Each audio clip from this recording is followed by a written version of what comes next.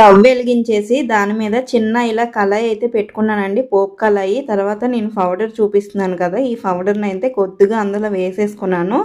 ఈ పౌడర్ వేసుకున్న తర్వాత కొద్దిగా అయితే వేసుకుంటే సరిపోతుంది, మనకి ఎంత కావాలంటే అంత. తర్వాత అయితే కొంచెం ఇది పసుపు అయితే వేసుకున్నాను. వేసుకొని ఈ రెండింటిని ఇలా కలిపి బాగా వేడి చేస్తున్నాను. ఇదైతే ఇక్కడ ఇలా వేడి చేస్తున్న కొద్ది పొగ వస్తుంది, ఆ పొగకి దోమలు కూడా ఉండవు. తర్వాత ఇలా కలర్ అయితే చేంజ్ అయిపోయిన తర్వాత ఇలా స్టవ్ ఆపేసి పక్కన పెట్టేయండి. ఒక 5 మినిట్స్ ఇలాగా చల్లగా అవ్వనివ్వండి. కలర్ చేంజ్ అయిపోయింది చూసారా మీరని.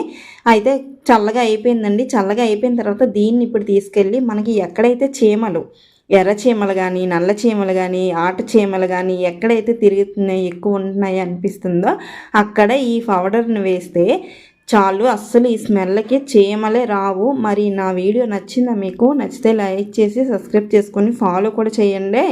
Bye bye.